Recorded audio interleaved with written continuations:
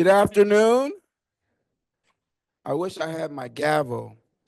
Um, I am Michael Ryan, and I have the privilege to be one of the 12 judges that serve on what I believe one of the best benches in the state, if not the country, and that's the 8th District Court of Appeals, which just happens to be today's sponsor of this sensational seminar. I'm the junior judge, which means that I have the least amount of seniority, and also means that I go last speaking. I go last when it's terms and when it's time to vote. And of course, now you see I go last in terms of introducing the facilitator to speak at our last session. Yes, I do make the deciding vote at times. The subject is very interesting, relevant, and vital to the human sustainability in the legal profession. AI is integral to progression in most areas of our lives. But what, if any, parameters exist regarding its use in the legal field have not been established or aren't widely known? Well, here we have today D. Allen Asbury from the Ohio Board of Professional Conduct, and he's here to educate us about those parameters. Mr. Asbury liked Capital University so much that after receiving his undergraduate degree, he stayed and got his JD. He practiced in the areas of personal injury defense as well as labor and employment matters before taking his talents to the Ohio Supreme Court as the administrative counsel. He moved on from the court, and that's with a capital C, but not the building, and now on behalf of the board does research, drafts, advisory opinions, and assists judges and attorneys who seek guidance about the applicability of certain actions to the judicial and professional codes of conduct to help them avoid placing their licenses in jeopardy. Without further ado, I present D. Allen Asbury for the session titled Artificial Intelligence and Legal Ethics.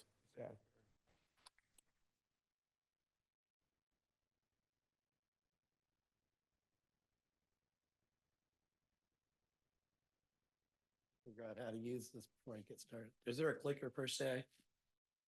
Going to be the right arrow key Yeah. to advance. I'll take you Thank back you. to the. Great. Well, good afternoon, judges, attorneys that practice in the 8th District. It's an honor to be here. I think we get invited every couple of years to the 8th District. I'm going to apologize right away. My voice I lost earlier this week. It's coming back, so I apologize for the frog in my throat. But today we're going to spend the next 45, 50 minutes talking about artificial intelligence, its impact on the legal profession, its potential impact on our legal institutions. We're going to take a deeper dive into the rules of conduct for both attorneys and judges that are likely implicated and impacted by artificial intelligence. Right now, there are only 8 jurisdictions that have written advisory opinions on this topic, so some of this is somewhat theoretical, but I think Rick, Dove, and I have applied our rules to the current technology and found those rules that are likely the most important to know. So if you've been paying attention over the last several years, you know that artificial intelligence is having a tremendous impact on our economy and on our society.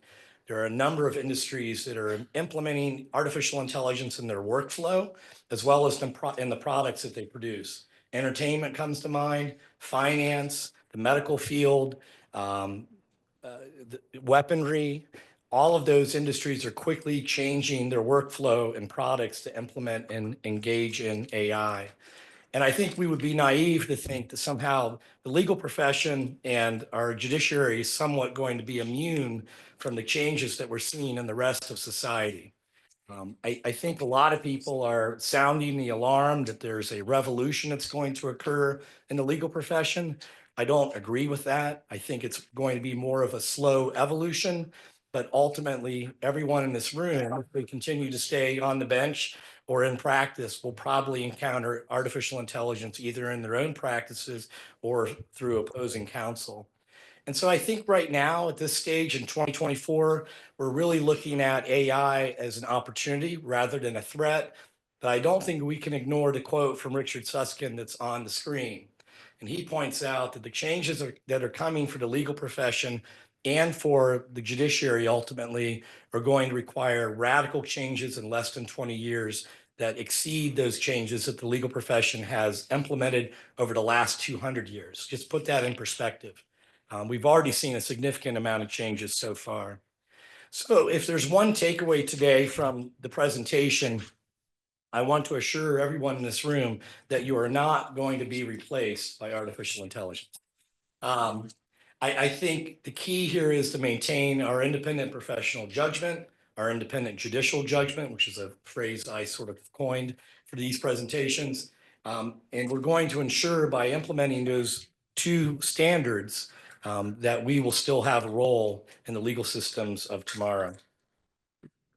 So if you haven't done any, well, if you've been living under a rock, artificial intelligence is essentially the simulation of human intelligence. It can reason, it can problem solve, it learns, and it can make some basic decisions. And it does that by taking large data sets that it's either given or it has access to recognize patterns between words and phrases and other information that it has access to. So many of us have already been using artificial intelligence, whether we knew it or not. If you have Netflix, if you're on Facebook, if you use Alexa or Siri, or even Google Maps, there are facets of those tools that do use some form of artificial intelligence. But those are fairly basic.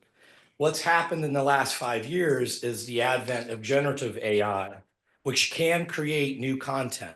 And again, it does that by going out to the data sets, including everything that's available on the World Wide Web, pretty much anything that's digitized, and creating new content. It can create text, movies, video, images, and computer code. The way that artificial intelligence or generative AI works is the use of a large language model. Large language models are a form of deep learning that use transformative architecture that can process and generate human-like text. The architecture is made up of neural networks that are similar to how our brains work, and it's able, again, to learn the relationship between words and phrases without me creating any code, computer code, to tell it what those words and phrases mean. So for example, if I use the word bat in a couple of different contexts, I don't have to write computer code to tell it that there's a difference of the meaning of the word bat in the sentence, I swung the bat, versus the bat flew through the air. It is able to find out and learn on its own that there are two different meanings in those two sentences. Most of the tools that are available online today, and some of you may already have started using these tools, and all those tools that are available for purchase are using some form of generative AI. And I guess I should have asked at the beginning, can I just see a show of hands of those practicing attorneys that are using artificial intelligence tools in their practice? This is Vegas rules, so don't be shy. Okay. That's about the same. We've given this presentation 3 or 4 times this year, and that's about the same percentage I'm seeing across the state. But to sort of explain even more in a visual manner how generative AI works, again, on the left-hand side, it's got text training data. Again, all of the data sets that it has available to it, including all of the data on the web, regardless of whether or not it's in English, French, or Spanish, it can translate that very quickly. Again, everything that's been digitized, including all of the decisional case law in this country, it's available for free on like FindLaw and Case Text, I think is the other format. It also is able to look at all of the images that it comes across and describe those images in text. And then it takes that data set along with the questions and prompts that we ask it and learns from that and is able to produce pretty much answers to any questions that you might have. In my pocket right now is the paid version of ChatGPT 4.0 that if I want to, I can engage in a conversation through audio with it. If you're really lonely, it's a great tool to use to engage in a conversation about any topic you have in mind about what's going on in your life, et cetera. Not that I do that. Obviously, one of the great benefits of AI is information summarization. It can take large amounts of text. I was talking to Judge Boyle last month. It can take entire transcripts of hearings and summarize those hearings. We're talking something beyond just the index that's already usually in there from the court reporter, but it will actually summarize, give you the key points, the highlights, the low points, etc. Also, it can do planning for you. One neat feature which I have used is to plan an itinerary for a trip. For example, if you wanted to go to Europe for 2 weeks and you want to hit these countries on these days and these certain tourist locations, it will give you a day-by-day, hour-by-hour breakdown of how to do that. It also can obviously translate any languages. So what are the downsides? Well, with any new technology, you're going to run into some early problems, especially if you're an early adopter.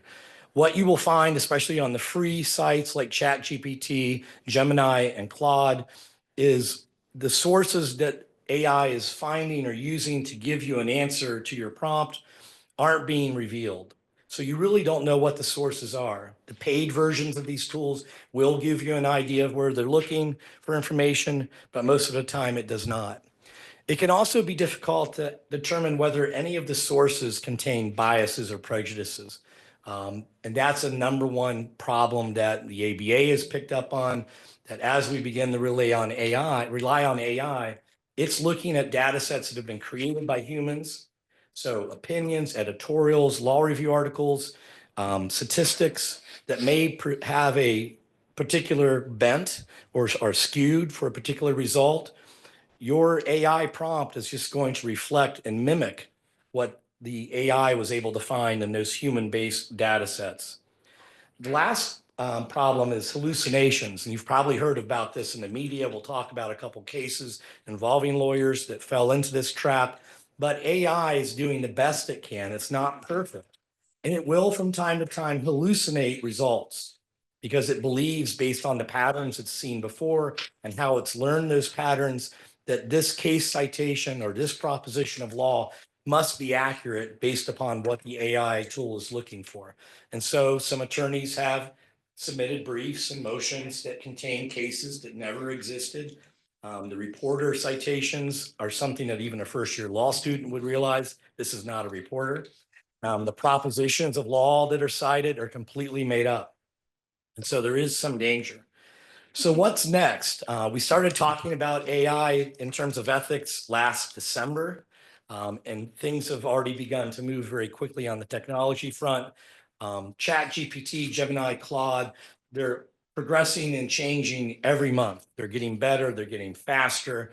But the next thing on the horizon is something that OpenAI, which was created by Elon Musk, which is now a for-profit venture that created ChatGPT, has come up with a platform called Strawberry. And Strawberry is doing things that, quite frankly, the technologists and computer scientists don't understand how it's doing it. That's a little scary and unnerving, but it's able to reason on almost a human level. And it's doing that by planning out how it will answer your question rather than just having a gut reaction to your prompt. It's planning out how to resolve a problem without any human intervention. So that's kind of a backdrop of artificial intelligence if you haven't been paying attention. But in terms of the future impact on the legal profession, there was a seminar the National Center for State Courts held in August. They're holding one about every month now on artificial intelligence. But the technologists that were on that particular seminar said, without a doubt, AI is right now too powerful for lawyers not to use. And last year, ChatGPT was able to pass the uniform bar exam in the 90th percentile. It's expected it'll do even better next year, which is a little scary. I don't know how they give the test to AI, but it was able to do it. Goldman Sachs, which obviously studies a lot of the industries throughout the country for financial analysis, has figured out that 44% of the very basic tasks that we do as attorneys can now today be done by AI. When you look at surveys of how many lawyers and law firms are using AI, those numbers vary. Basically, it's about 10 to 20% of firms, small firms, are using AI in some fashion. The larger law firms, the big law in this country, are using it at a rate of almost 90%, mainly for e-discovery and document review. So another thing that those technologists in the seminar came up with, and I think this is true having played around with some of these tools, is that the competence level is now of that of an intern or even a junior associate in a law firm. And I spoke to a Court of Appeals judge yesterday. I won't name the judge or the court, but he's been using AI tools kind of on an experimental level, and he's quite impressed by what it can generate in terms of what he usually sees filed in the forms of briefs in his court. Right now, law schools are implementing AI use as a key skill. The law schools have figured out in order for this new group of lawyers who are going to be taking the bar in the next couple of years, when they enter the workforce, they are going to need to know how to use some of the more basic and common AI tools. Also, right now, in most industries, you're not being judged on the work product of others. You're being judged on your own work performance, but eventually every industry, including law, you'll be judged not only on your work performance, but on how well you use AI in that work performance. So for example, if it normally took you 50 hours to put together a standard estate planning package for a client, and that could be done in 5 hours through AI, clients are going to begin to wonder why they're spending as much money with you if they could go down the street and get it done for less. And the same seminar pointed out within 5 years, every lawyer will either need or will acquire an AI assistant. And that could be in the form of what we see now that's available online. It could be in the form of what Microsoft has just issued, where all of their laptops have an AI assistant running in the background, making recommendations, letting you know that last month you wrote a memo on this particular topic that could fit into the new memo you're working on or the new brief. Constantly working in the background, keeping track of all of your emails, all of your text, and being able to essentially serve you. So that's kind of the overview of the impact on the profession, and why I bring that up is when it comes to the judicial branch, eventually the branch will have to react to what lawyers are doing and what lawyers are using. We'll talk in a few minutes about what tools are available for judges and the judicial branch to use. But in the next amount of time we have left, we're going to look at the ethics rules that I think apply commonly to both judges and lawyers, as well as specific rules that apply to both. So the first and probably most obvious rule is that of competence. Both lawyers and judges have to maintain a certain level of competence in performing their tasks. Every lawyer in the room remembers Rule 1.1 from law school. Competence requires the legal skill, knowledge, thoroughness, and preparation necessary to carry out a representation. And several years ago, the Ohio Supreme Court adopted a comment to that rule that was, of course, put forth by the ABA that gave a definition that really pertained to technology and said, attorneys have to remain abreast or keep abreast of the relevant technology. And I think it's safe today in 2024 to say that AI is relevant technology right now. That comment does not mean you have to use the technology, but you at least need to be aware of how it works and how it's available. So that means you have to make sure you know the advantages and disadvantages of using that technology, whether or not you use it. Why? Because your opposing counsel are probably using it. If you are going to implement or utilize AI in your practice, you need to be sure you know how it works. A lot of mistakes can be made if you're not aware of how that technology works and its limitations. You need to make sure that the work product that's being generated is coherent, defensible, consistent with sound legal knowledge, which we'll see in a couple minutes is not always the case. And if you have a misunderstanding of how the AI is able to help you, over-reliance on it can lead to some dangerous or negative results. So one question I've been asked in several different quarters, including Supreme Court justices, is, are we at the point where refusal to use AI rises to a level of a question about competence? I don't think we're there yet. I think it's potentially accurate that we will reach that stage at some point. And the analogy I will use is the technology of email. If you remember and you're old enough to remember when email became more popular and was used more frequently, all of the bars across the country immediately wrote advisory opinions warning attorneys about the dangers of using email and the dangers of confidentiality. And they were really sort of holding back from saying, yes, you need to use email. But I can point to a number of cases that we see before the board where an attorney's failure to use email to communicate with a client, not following up with email, not being able to use the e-filing portal for whatever court. Those are technologies that today we would say that your inability to use those can give rise to a rule violation, at least of Rule 1.1, if not more of rule violations. 20 years ago, we probably wouldn't have said that. So for judges, they also have a duty of competence. Rule 2.5 points that out. And comment 1 to that rule also addresses the same definition for competence that lawyers have.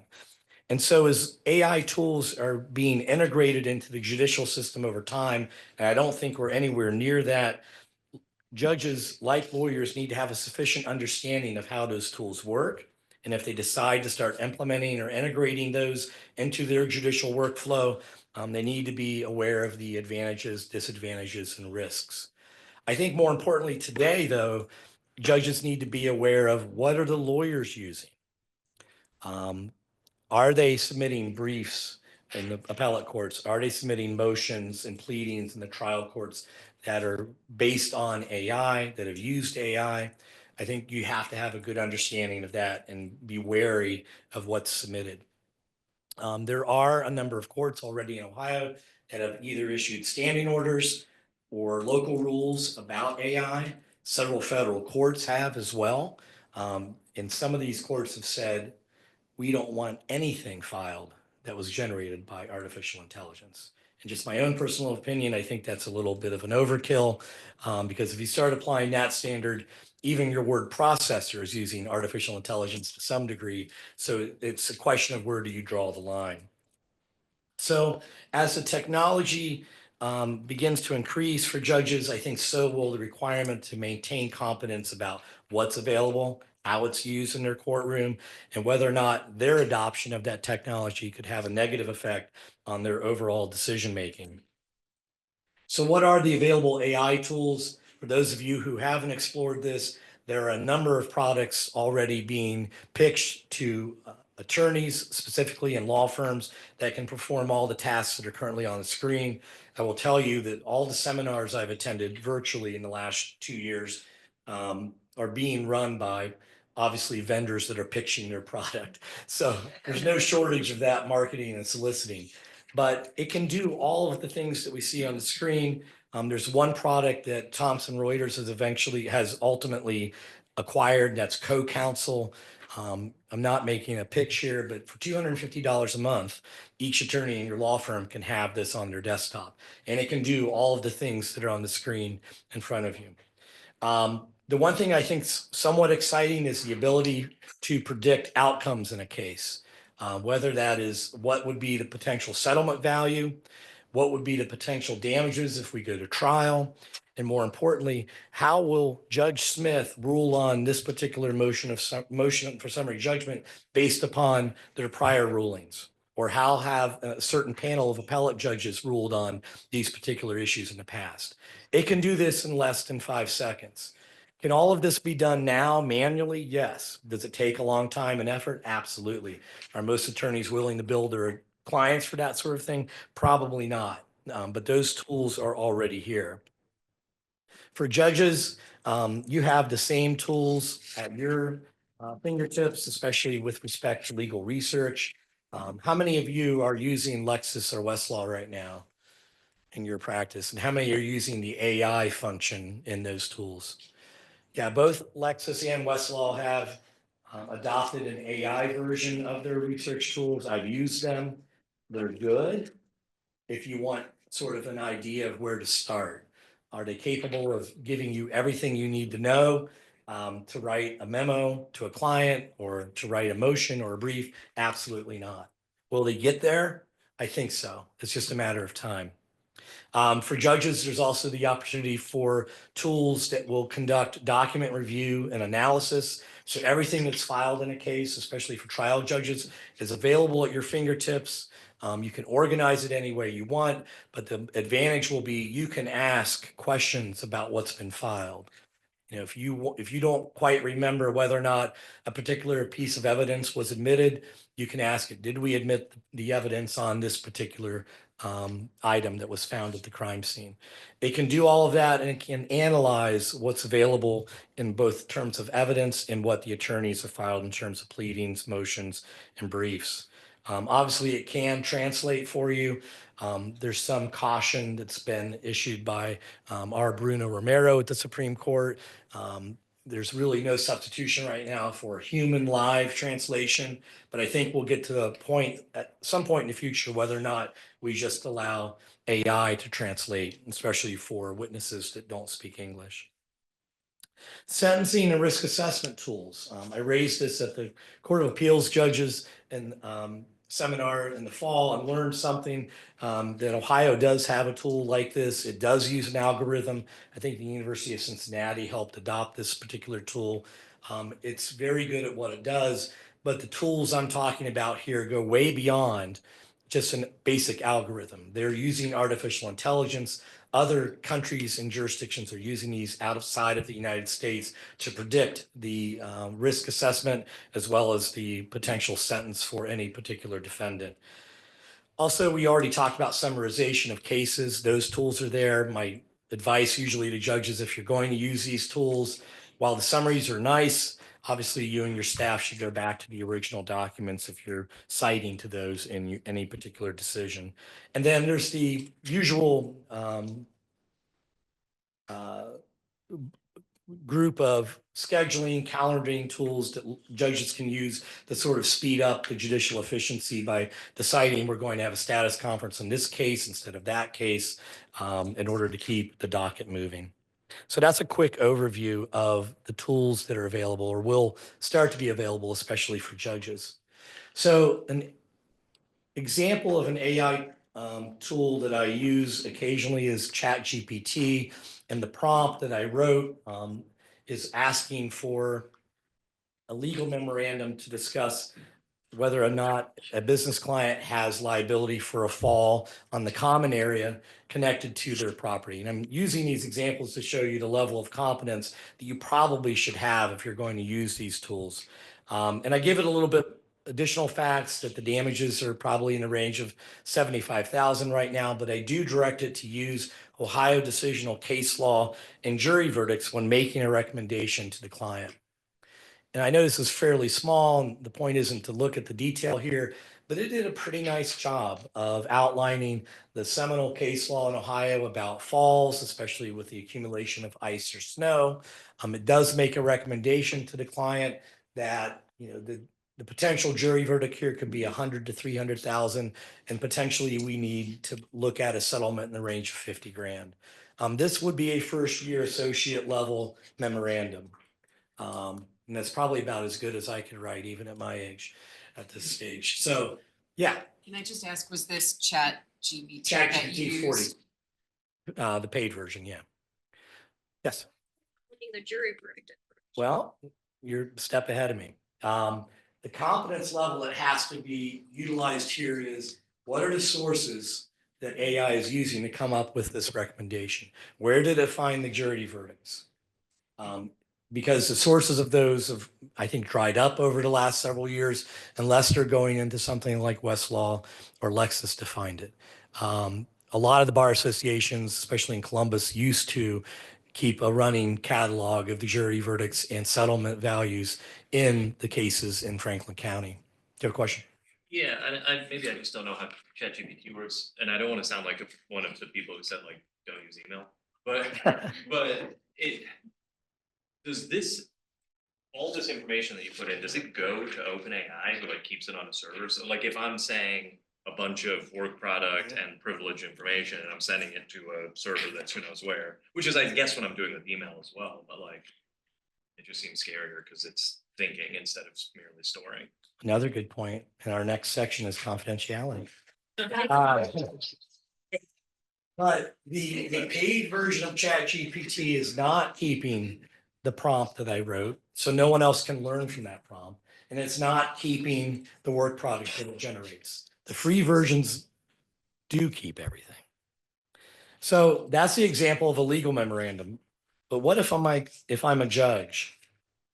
And we're going to get into caution, some cautions for judges to observe. So this prompt is, and I have a typo here, the defendant has filed a motion for summary judgment arguing that there are no genuine issues of material fact that compose liability, consulting Ohio case law on the standard for summary judgment, draft a court decision granting summary judgment to the defendant in the case. Now, the warning here is in 2 sections from now, again, back to our independent judicial judgment, we shouldn't be using AI tools to make decisions. But that being said, if I've already made the decision I'm going to grant summary judgment, there's really no harm in sort of checking to see what's out there, especially on a novel subject. This obviously isn't novel. The case law has been pretty static in this area for the last 30 years, so I wouldn't expect any surprises. But again, ChatGPT generated this in about 6 seconds. It goes through the standard of review. It does cite Drescher versus Burt, which I didn't have to tell it, which is the case you see in almost every one of these summary judgment decisions. It breaks down the analysis of the case law in Ohio. It sort of hallucinates, I think, a little bit about what the damages are here and the facts. I didn't give it a lot, but it does come to a very well-reasoned conclusion that summary judgment should be had in this particular matter.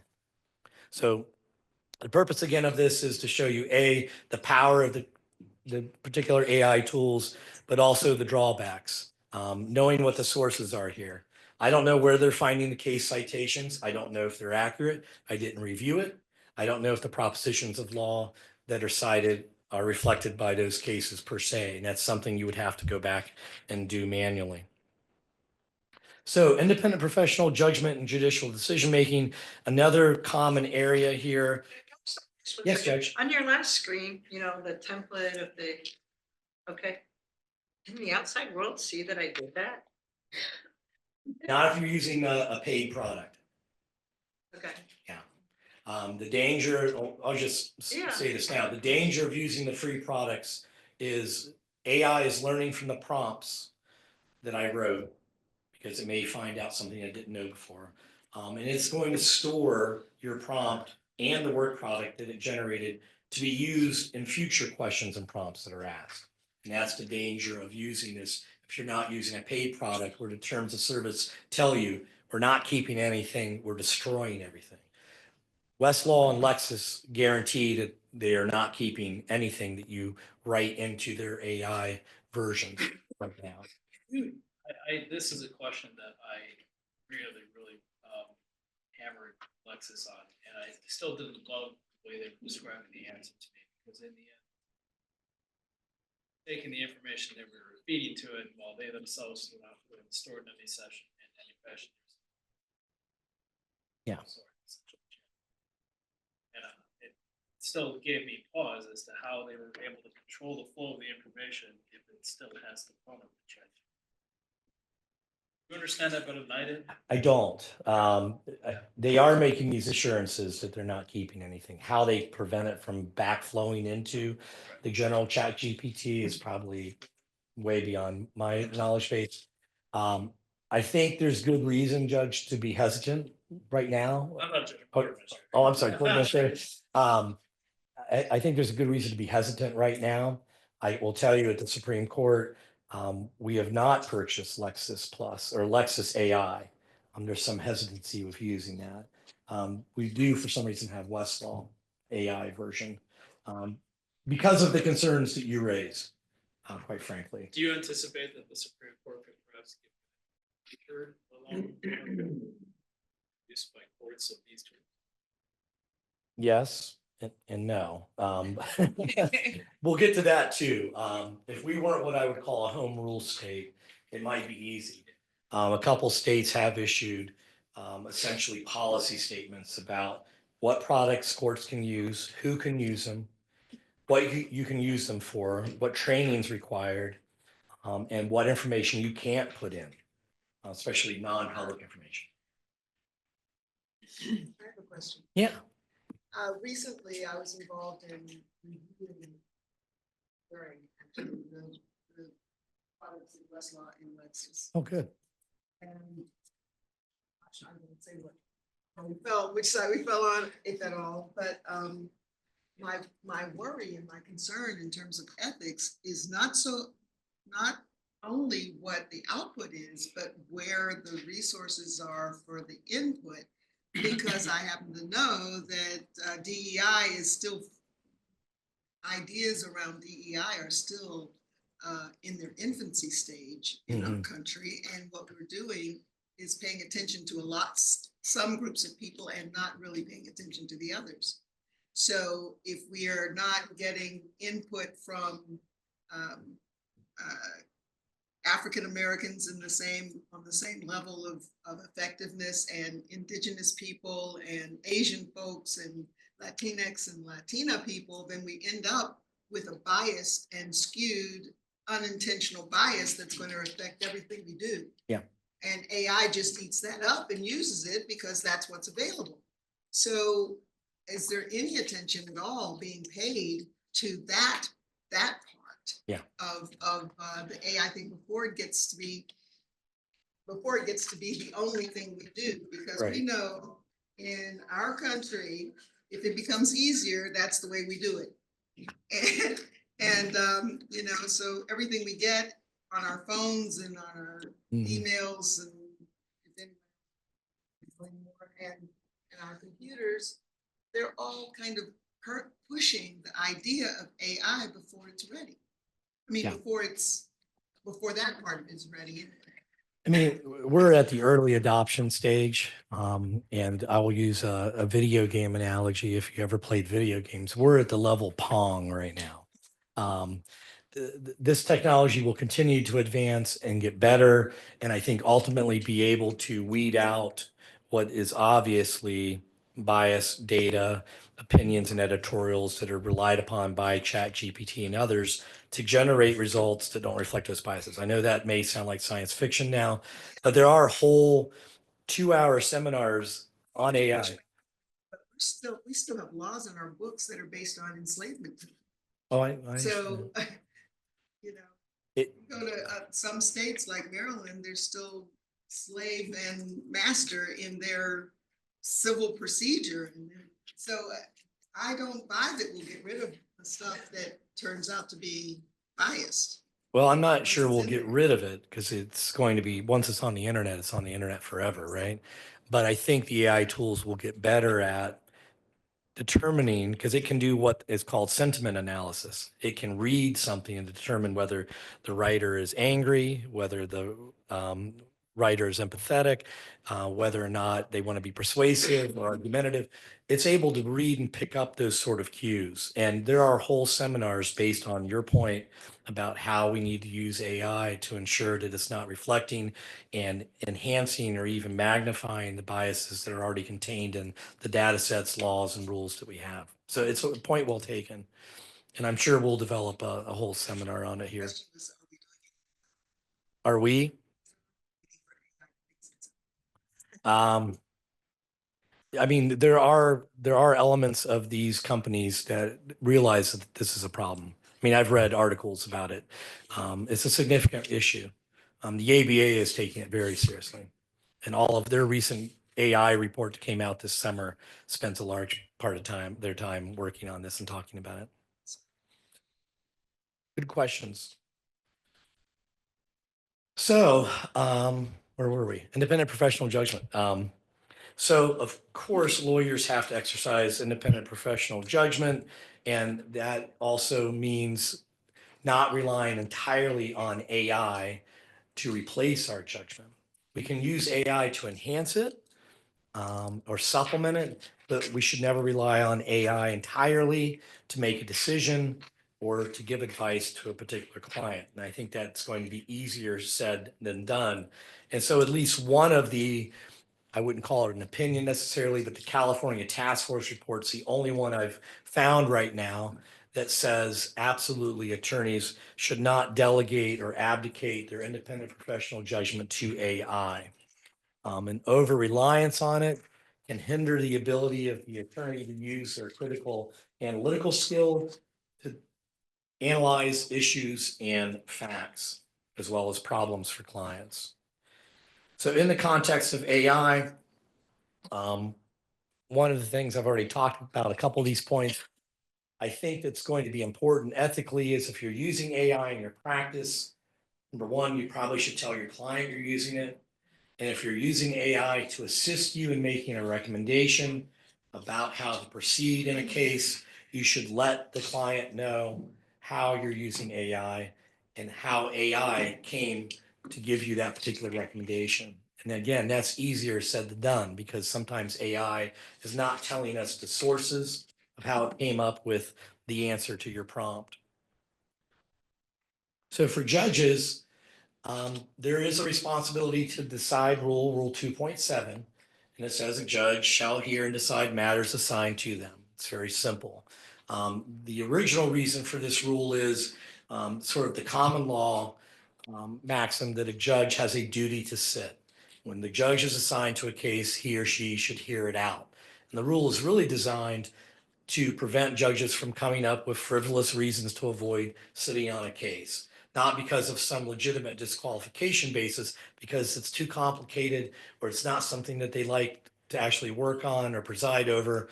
That's why the rule is in place. But a couple of judicial opinions have said this rule does have application in the context of AI.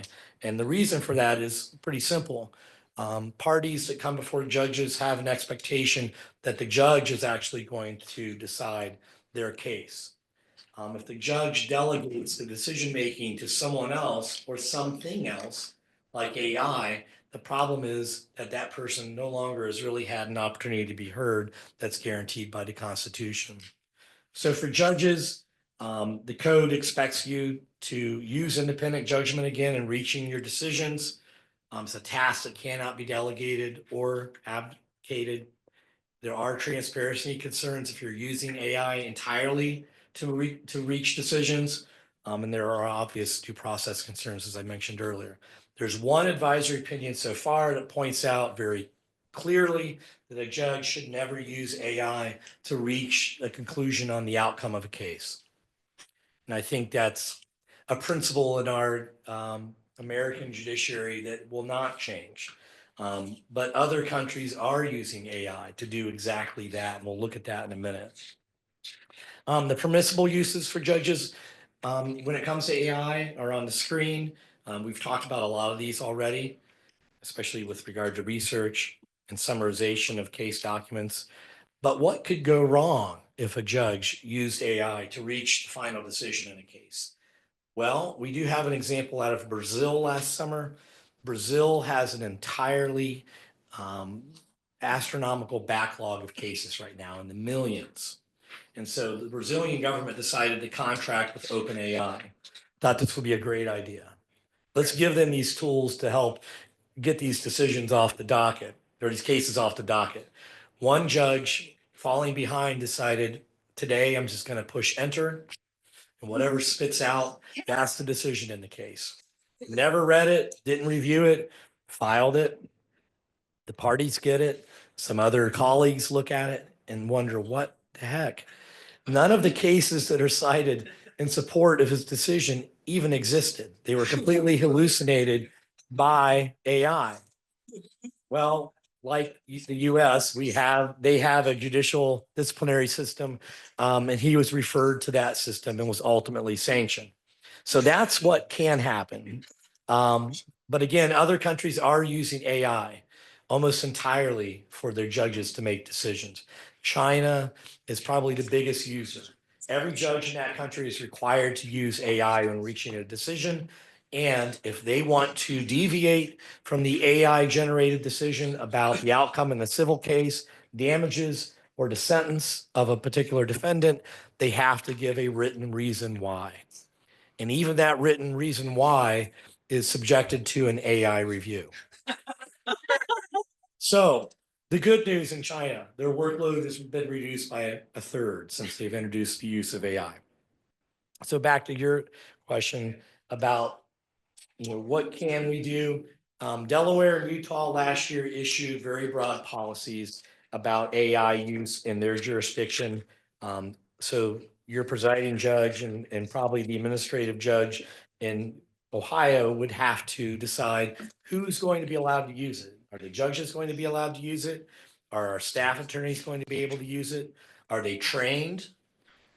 Also, they have to basically agree they will not use the AI tool to reach any decision if they have any decision-making authority. And they cannot share non-public information in any of the tools through the use of questions or queries.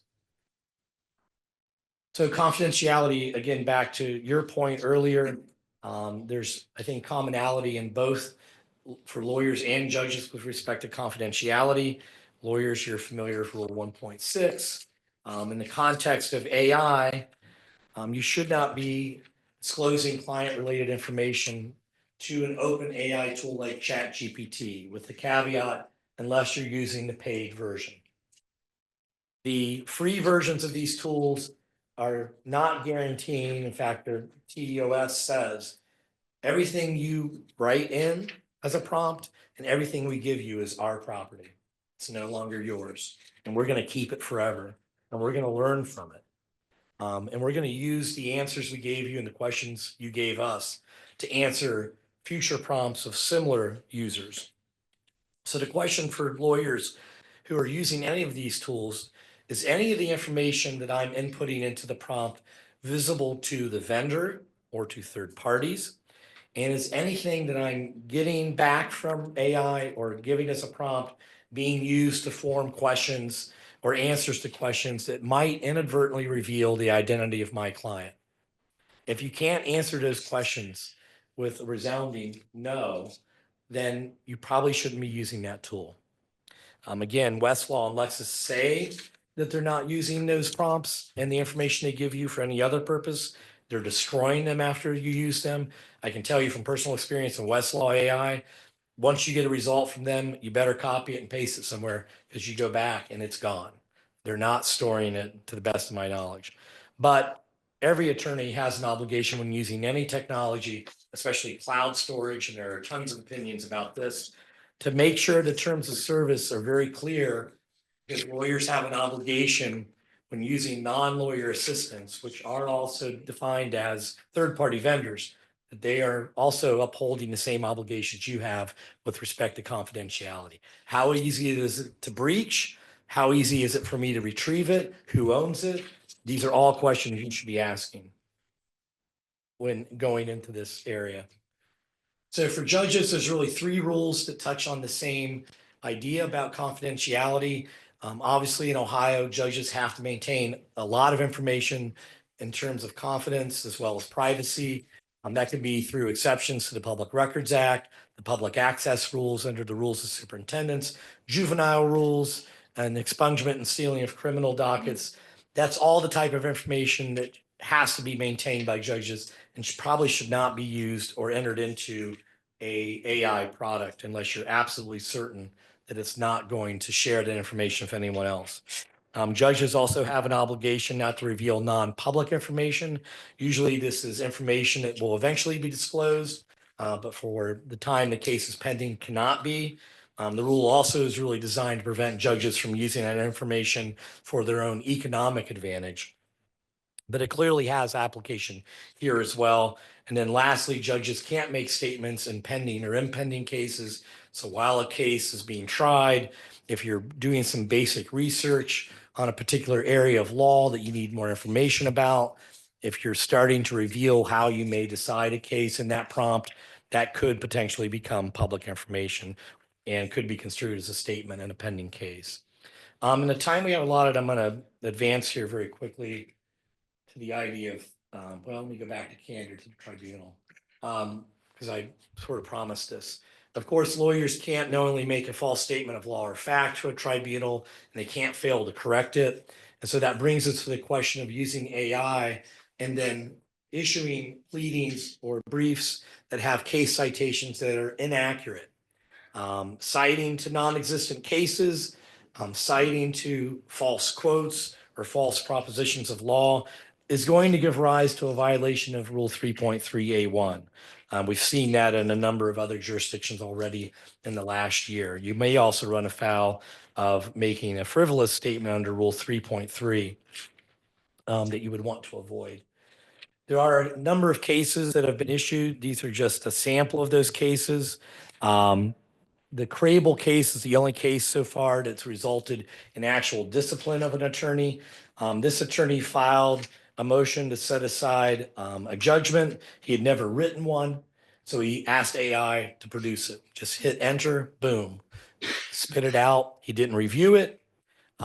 He didn't check the case citations, but a couple of those case citations were absolutely inaccurate and completely fictitious. The court, of course, called him on it. He, in a hearing, admitted that those case citations were wrong. He admitted that he knew they were wrong after he'd already filed them, but hoped the court would not notice it. The court did, and he had the audacity to blame his law clerk for the misdeed. I'm sorry, let me find my place in my materials.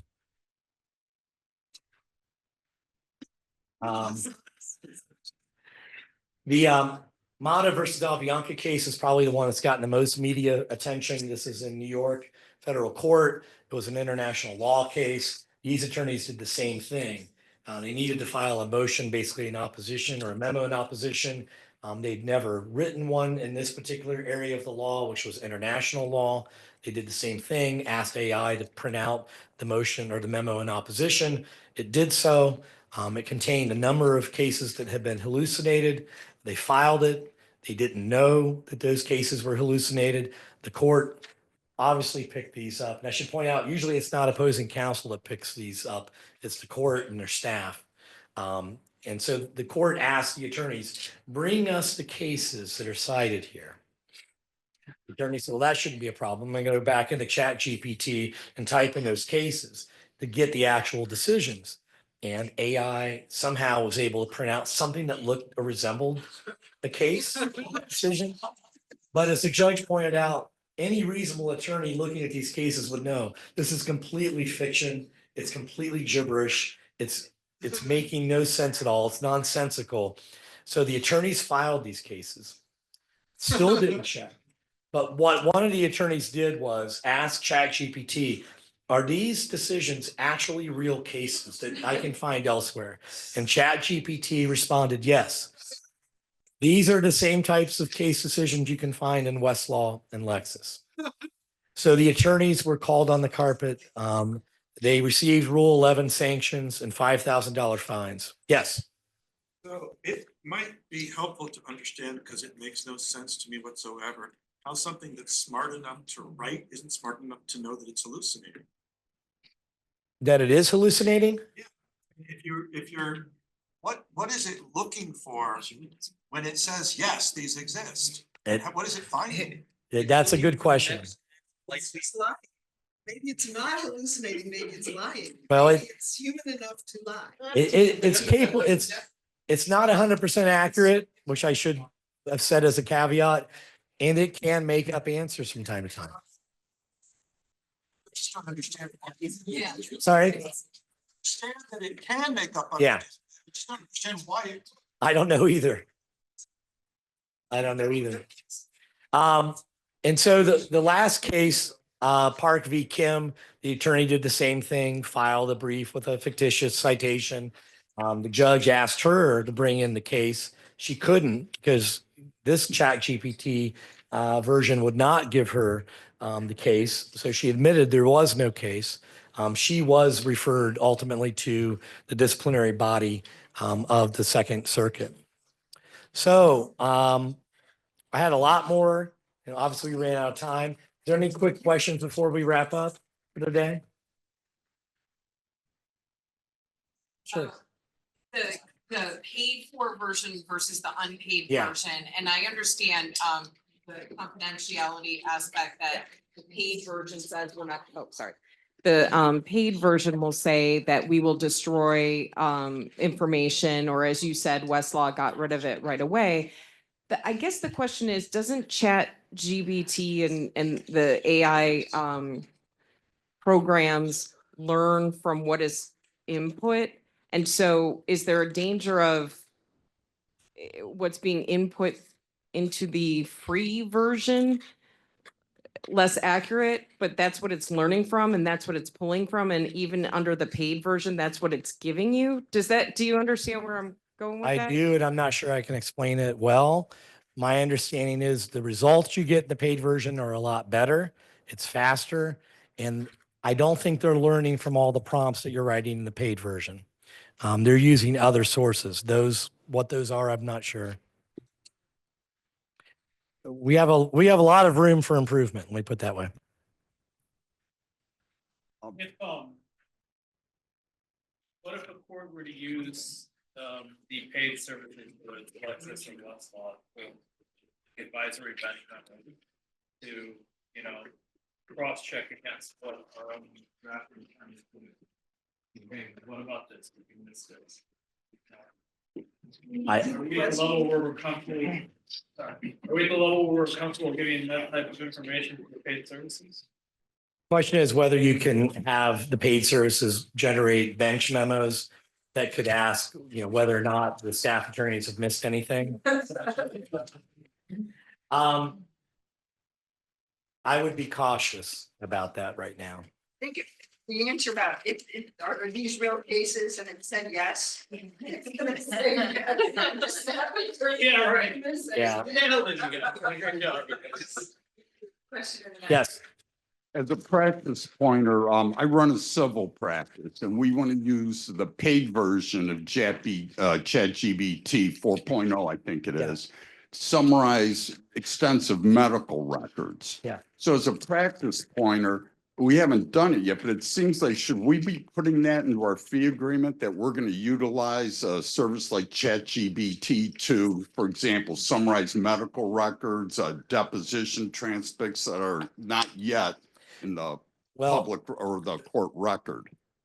We didn't get to the question about whether or not you should communicate that to your client. I think the answer is yes. Whether or not you spell it out in writing or when you have your first sit down with the client, I think it should be communicated that you're using it. Writing, if you prefer it. What client sign And off? sign it. Yeah. You may have clients that say, I would prefer you not use it, but you have to be open to and follow their directive. Well, thank you everyone for your attention.